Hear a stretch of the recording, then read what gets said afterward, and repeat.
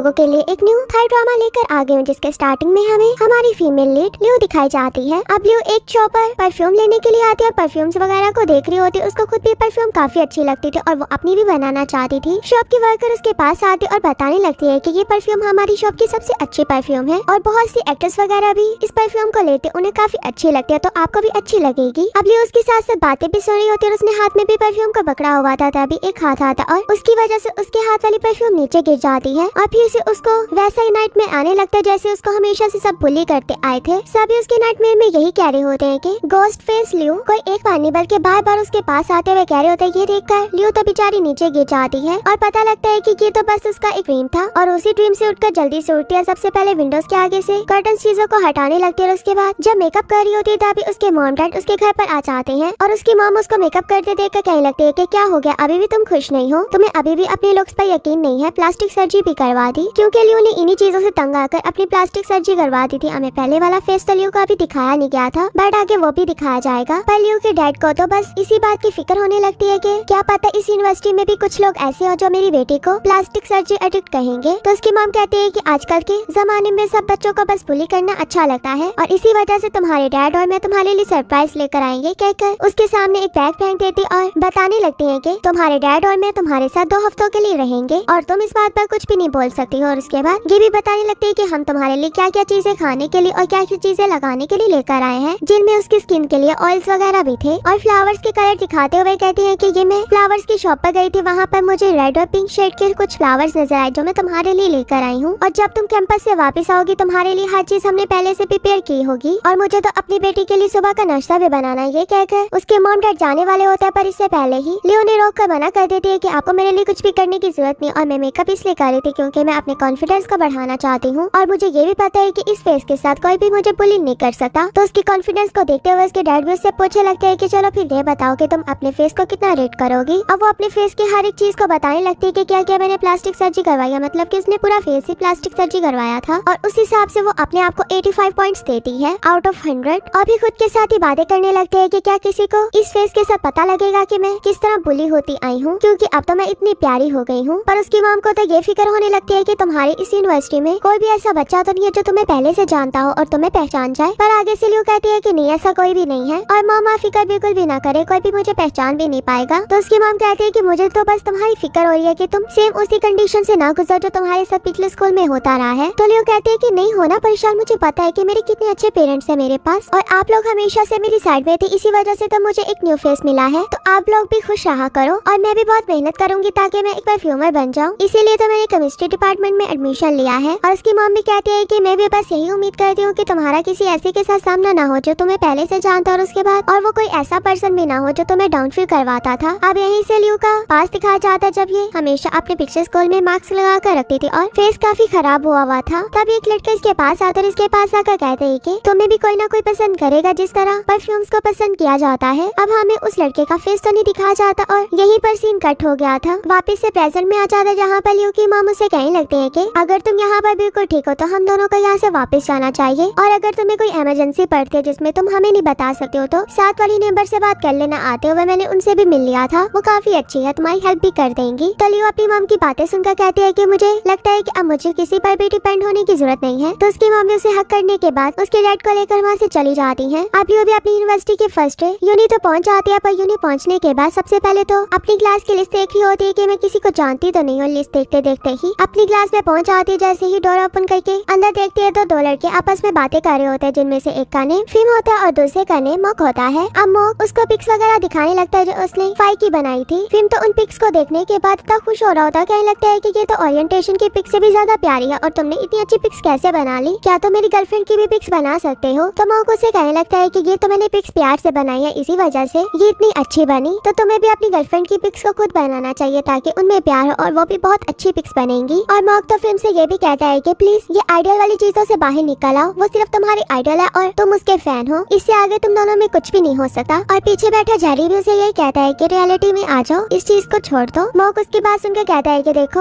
अब इसने भी बोल दिया, ये तो हमारी यूनिवर्सिटी का सेकंड स्मार्टेस्ट पर्सन है। अब उनकी बातें सुनने के बाद लियो यही सोचे होते है कि मैंने इन लोगों को नहीं देखा, इसका मतलब मैं बिल्कुल ठीक हूँ। वैसे सामने से एक लड़की आन आ रही होती, आन को देखकर साइड में बैठा मॉक उसे बुलाकर कहता है कि कल तो तुम ओरिएंटेशन से गायब हो गई थी और वापस वापस भी नहीं आई लंच के लिए। आन भी उसको काफी एटीट्यूड दिखाते हुए कहने लगती है कि निकलो, तुम्हें क्या मसला है। ये कहते हुए काफी एटीट्यूड के साथ जा रही होती उसे देखकर लियो हमेशा की तरह उसकी लुक्स को देखने लगती है और कहने लगते है कि ये तो मैच्योर है और इंडिपेंडेंट भी है। फिर उसकी लुक्स को भी देखकर उसको 75% स्कोर देती है और ये भी कहती है कि इसने प्लास्टिक सर्जरी भी नहीं करवाई। अब उस आन लड़की के जाने के बाद पीछे से मिमी आ रही होती। मिमी के साथ पाओले नेम का लड़का होता है। वो मिमी से कहने लगता है कि मोबाइल से अपनी आंखों को बाहर भी निकालो और देखो तुम कहाँ को जा रही हो। तो मिमी कहती है कि मैं अपने मोबाइल को कैसे छोड़ सकती, मेरा बॉयफ्रेंड मुझे बोलकर गया था कि वो शॉवर लेने के लिए गया है, पर 2 महीने हो गए वो वापस ही नहीं आया, शॉवर ही ले जा रहा है। पर पाओलो से कहते हैं कि तुम अपनी फिक्र करो, अपने बारे में कुछ सोचो। तो कहते हैं कि मैं अपने बारे में क्या सोचूं। अब उसकी बातों को सुनकर पाओलो कहते हैं कि चलो पहले जाकर बैठ ही जाते हैं। अब इन दोनों को भी देखने के बाद लियो कहती है कि मैं इन दोनों को भी नहीं जानती और फिर मिमी की लुक्स के बारे में बात करने लगती है कि ये तो दिखने में काफी क्यूट है, इनोसेंट और फ्रेंडली टाइप है और लुक्स को भी देखकर 80 पॉइंट्स दे देती है। अभी मिमी के बारे में बात कर ही रही होती है, वहाँ पर फाई आ जाती है। फाई को देखकर मिमी फौरन से उसे बुलाती है। फाई इतनी प्यारी होती है कि सभी क्लास के बच्चे उसे देख रहे होते हैं और लियो भी उसे देखती की देखती रह जाती है और उसके फेस को देखकर यही कह रही होती है कि ये तो पैदा इतनी प्यारी हुई है। उसके लिप्स, उसकी आईज को देखने के बाद 100% नेचुरल ब्यूटी कह देती है। अब फाई भी जाकर जेरी से पूछती है कि क्या तुम्हारे साथ वाली सीट है। तो वो कहता है कि हाँ और फिर उसके साथ में बैठ जाती है। लियो अंदर जाने वाली होती है तो पीछे से एक लड़के की आवाज आती है कि तुम यहाँ पर कितना टाइम खड़ी रहोगी। लियो जैसे उसे देखती है तो उसे अपना पिछला टाइम याद आता है कि उस टाइम पर उसके पास कोई और लड़का नहीं आया था बल्कि यही हमारा मेन लीड केविन इसके पास आया था और उसने इससे ये बात बोली थी कि जिस तरह लोग परफ्यूम्स को पसंद करते इसी तरह तुम्हें भी पसंद कर लेंगे। और ये भी उसी बात को सोचकर इसको इसके नेम से बुला लेती। अब केविन भी अपना नेम सुनने के बाद केविन इससे पूछने लगता है कि तुमने अभी क्या कहा। तो वो कहती है कि कुछ भी नहीं, मैंने तो बस हाई किया है। ये बात सुनकर केविन तो उसके क्लोज आने लगता है और अंदर फाई दिखाई जाती है जो मिमी से पूछी होती कि क्या तुमने गैरिन और प्रीमा को देखा है। प्रीमा कोई और नहीं थी बल्कि लियो का ही नेम था और वो भी उसका रियल नेम, वरना तो उसने अपने निक नेम को लियो रख लिया था।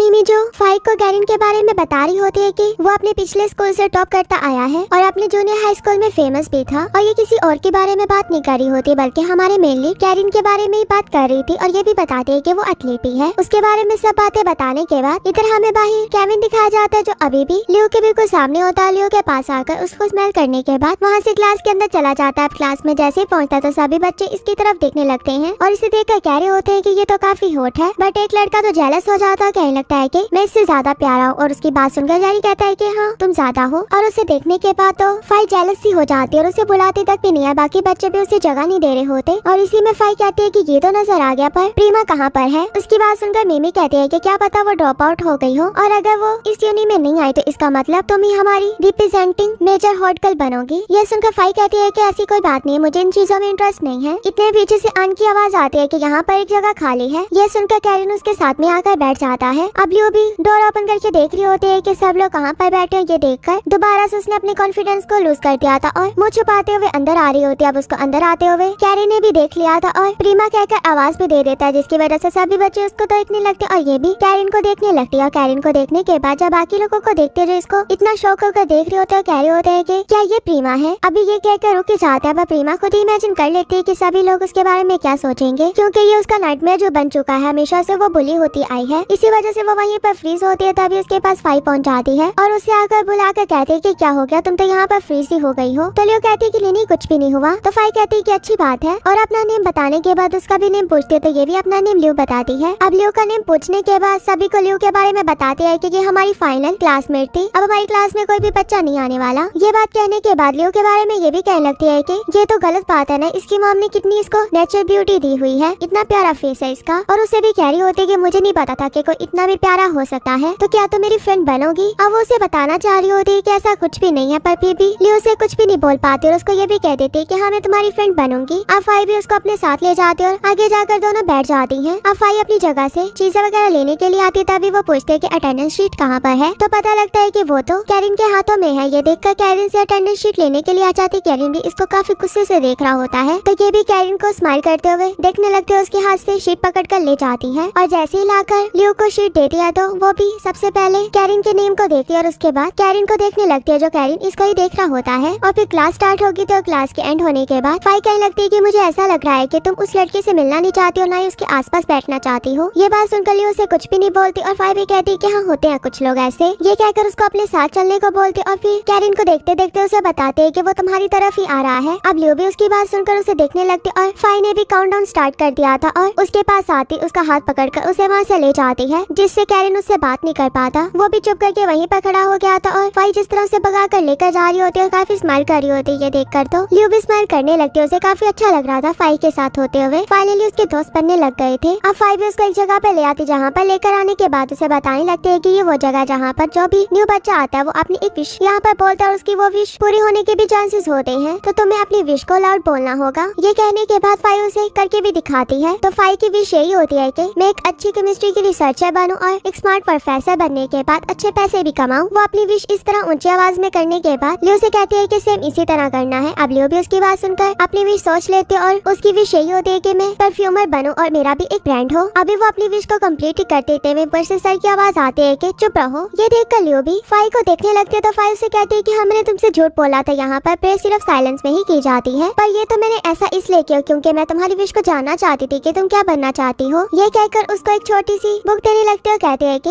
ये हमारी फ्रेंडशिप बुक है और ये सब बच्चों को ओरिएंटेशन में मिली थी। अगर तुम इस पर अपना नेम लिख देती हो तो हम दोनों दोस्त बन जाएंगी। लियो भी उससे काफी खुश होकर उस नोटबुक को पकड़ लेती और फाई से कहने लगती है कि मैं ही तुम्हारी फ्रेंड नहीं बनना चाहती बल्कि और भी लोग हैं जो तुम्हारे दोस्त बनना चाहते हैं। अब इतना ही बोलती है तो पीछे से मिमी और पाओले आ जाते हैं, जो आकर फाई से कहने लगते हैं कि तुमने हमारे साथ गलत किया है, तुम्हें बगैर बताए इस तरह नहीं आना चाहिए था, हमें साथ में लेकर आना चाहिए था। फाई उनसे सॉरी करती और फिर कहती है कि चलो हम साथ में पिक्स बनाते हैं। ये कहकर अपने सब दोस्तों के साथ एक पिक बनाती और उन लोगों से कहती है कि अब तुम दोनों चले जाओ, मुझे लियो के साथ भी पिक बनानी है। अब ये दोनों तो वहाँ से चले गए थे और ये भी उनके जाने के बाद लियो के साथ एक सेल्फी बनाती है और ये सब पीछे से कैरिन भी होते हुए देख रहा होता है। और भी दिखाया जाता है कि क्लास के तकरीबन सभी बच्चे एक एरिया में आए हुए थे जहाँ पर वो ड्रिंक कर रहे होते और गेम्स खेल रहे होते। और मैक उन लोगों से कहने लगता है कि ये वोटिंग वाली बात सबको बता देना ताकि वो चूज कर पाए कि उन्हें हॉट कर किसको बनाना है और हॉट कर किसको बनाना है, क्योंकि अगर मैंने अभी ऐसा कुछ ना किया तो सभी लोग मुझे बोलेंगे कि मैं यहाँ पर ड्रिंक करने के लिए आता हूँ। तो उसकी बात सुनकर दोसा कहने लगता है कि वैसे बात तो ठीक है, तुम यहाँ पर ड्रिंक करने के लिए तो आए हो। तो मैक भी आगे संसने लगता है और उसके बाद फिल्म सभी लड़कियों को कहने के लिए जाता है, पर उससे पहले अन कहती है कि मैंने सब कुछ सुन लिया है, यही ना कि हमने वोट देने हैं ना। तो वह कहता है कि हाँ। अन कहती है कि ठीक है मैं भी वोट देकर जा रही हूँ, पर दूसरा लड़का कहता है कि तुम्हें यहाँ पर रुकना चाहिए जब तक रिजल्ट नहीं आ जाता। अन कहती है कि मुझे क्या जरूरत पड़ी कि मैं यहाँ पर रुकूं। तो फिल्म उससे कहता है कि यार कभी तो बात मान लिया करो ना। अब सभी लोग वोट देने पर लग गए थे और इधर मग दिखाया जाता है जो मैक के पास पहुँच जाता है। मैक से कहने लगता है कि मैंने तुम्हारा निकनेम बॉडी काउंट मैक सुना है, क्या तुम मुझे कोई ऐसी टिप्स दे सकते हो जिससे मैं लड़कियों को अपनी तरफ कर पाऊँ, क्योंकि तुम तो अपनी सेंस ऑफ ह्यूमर से लड़कियों को अपनी तरफ कर लेते होंगे ना, तो मुझे भी टिप्स चाहिए। अब इतने वहाँ पर तीसरा लड़का सेंट आ जाता है। अब सेंट उसे कहने लगता है कि यहाँ पर क्या चल रहा है। तो मैक उसे बताता है कि लड़का मेरे पास आया लड़कियों की टिप्स लेने के लिए, क्या तुम इसके बारे में कुछ इसे बता सकते हो। सबसे पहली बात सेंट तो यही कहता है कि मुझे वो लड़की दिखाओ। तो वो जल्दी से उसे उस लड़की की पिक भी दिखाता और ये भी बताता है कि ये एक यूट्यूबर है और बहुत ही ज्यादा फेमस भी है, पर ये मुझे अच्छी लगती है, मैं इसको कैसे अपनी तरफ लेकर आऊँ, वो तो मुझे कभी देखती भी नहीं है और मैं ये भी नहीं चाहता हूँ कि उसको मैसेज करता रहूं और भी ज्यादा वो मुझसे नफरत करने लगे, वरना मैं तो और टूट जाऊंगा। अब उसकी सारी बातों को सुनने के बाद उसके इंस्टाग्राम पर ऐसा मैसेज करता है, जिसके बाद तो फाई भी उसको रिप्लाई दे देती है। देखकर तो मग बहुत ही ज्यादा खुश हो गया था, तो पूछने लगता है कि क्या वो लड़की यहाँ पर न्यू आई है। ये बात सुनकर मैक उसे दिखाने लगता है कि अभी यहाँ पर रियल में देख लो वो बैठी हुई है। सेंट उसे देखने तो लगता है बट उसके साथ में बैठी लियो पर उसकी नजर पड़ जाती है और पूछने लगता है कि ये लड़की कौन है। और आगे जाने से पहले मैं बता दूं सेंट हमारा सेकंड मेल लीड है और फाई भी हमारी सेकंड फीमेल लीड है। और आंजो वोट्स देखने के बाद सभी को बताने लगते हैं कि कैरिन को 18 वोट मिले और साथ में जो सेकंड में है वो है मॉक, वो भी 1 वोट के साथ। ये सुनकर तो सभी लोग कहने लगते हैं कि मॉक क्या तुमने खुद का ही वोट किया। तो कहता है कि हाँ मुझे भी इतना कॉन्फिडेंस तो है ना कि मैं खुद का भी वोट देकर अपने आप को प्यारा कह सकता हूँ। इनका यही सब हंसी मजाक चल रहा होता है। वहीं पर कैरिन भी बैठा हुआ था, वो कुछ भी नहीं बोल रहा होता, बस ड्रिंक कर रहा था। और मिमी का भी वोट बताया जाता है कि वो 3rd नंबर पर है। मिमी भी ये सुन के कहती है कि क्या मतलब मैं कैसे 3rd नंबर पर आ गई। तो पाओले से बताता है कि वो तो मैंने तुम्हें वोट दिया ना, तो मेरी नजर में बहुत प्यारी हो। तो कहती है कि क्या मैं उसे भी प्यारी लगती होंगी जो 2 महीनों से शॉवर लेने के लिए गया हुआ है। सभी लोग उसकी बात सुनकर हंसने लगते और फाई और लियो की भी वोटिंग बताई जाती है जो दोनों 9-9 पर होते हैं। अब दोनों के सेम वोट थे तो समझ नहीं आ रहा होता है कि फर्स्ट पर कौन होगी। और यहीं पर हमारा ये पार्ट भी एंड हो जाता है। अगर आप लोग इसका पार्ट 2 देखना चाहते हो तो वीडियो को ज्यादा से ज्यादा लाइक करना ताकि मैं आप लोगों के लिए इसका पार्ट 2 लेकर आऊँ। Okay bye bye.